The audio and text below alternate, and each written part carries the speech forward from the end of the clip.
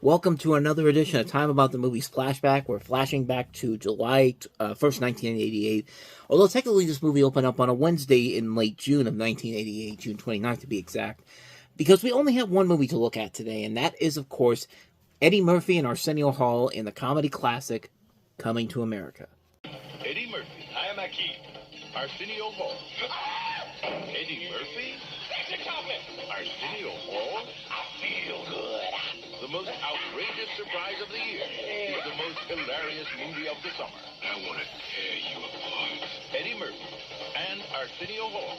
And your friend too. Are all Coming to America. A comedy in disguise. Rated R. Now playing at theaters everywhere. Honestly, I don't think I really need to run down the story for this movie, but I'll run by it pretty quickly.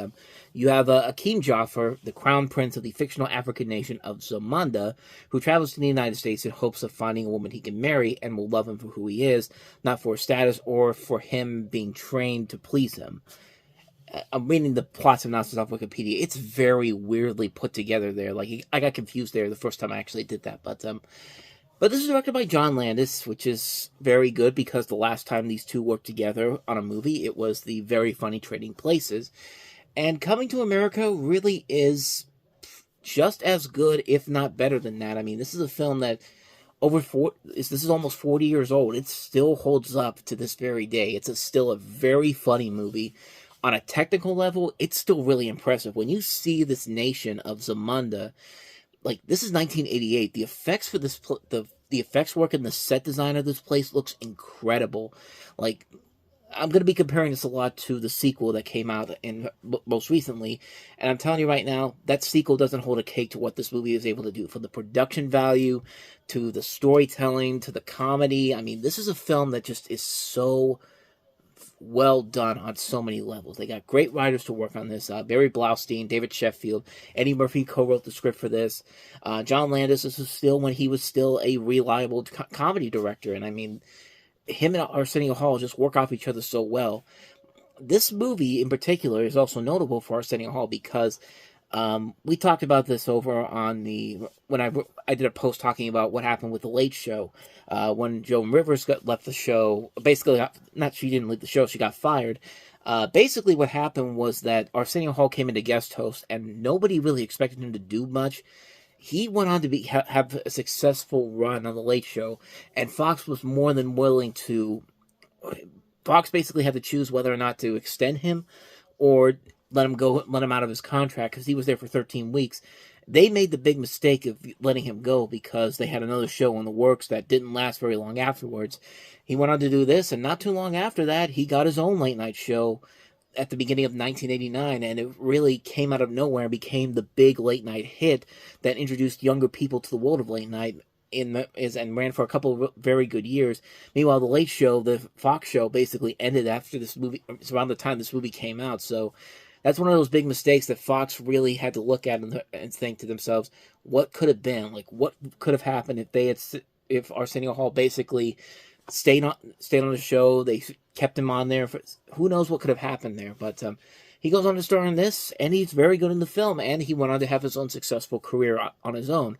And not to say that he didn't have a successful career before this, but of course he was on The Real Ghostbusters. He was doing other movies as well, but I think this is the one that really introduced a lot of people, a mass majority, to who Arsenio Hall really was, like, in general, because he and Eddie Murphy just work off each other so well, not just as the two main characters in this, but also the different characters they play throughout the movie, the makeup work. I think this is, I can't remember who did the makeup work for this. Let me see if I can find it. Give me 1 second. I thought it was Rick Baker. Rick Baker did the makeup work for this, and guy knows what he's doing, man. I mean, this is the guy that just knows how to make this work and how to make good makeup for Eddie Murphy movies, even the ones that are not that great. I mean, Norbert's a terrible movie, but the makeup work is pretty good. You can see why that was nominated for Best Makeup, even though Norbert was not a good movie. But It's a really good movie, and you do really buy into the chemistry between Eddie Murphy and Sherry Headley, who plays his love interest in this. The characters overall in this film are very well done. I mean, great cast overall. James Earl Jones, Madge Sinclair, John Amos, Eric LaSalle from ER, Frankie Faison, Louis Anderson, one of his early film roles, Samuel L. Jackson in one of his early film roles. A lot of very underrated, a lot of talent in this movie that was really like all was like getting their careers going here. Like Vondi Curtis Hall has a cameo in this. Garcelle Bouval is one of the Rose Bearers in this. Cuba Gooding Jr. has a cameo in here as a little boy that gets a haircut. They even make a callback to Trading Places with Don Amici and Ralph Bellamy reprising their roles from the original film, and I thought that was actually pretty funny the way they did it. And it was just, I mean, really, there's not much more I can say about this movie that hasn't already been said.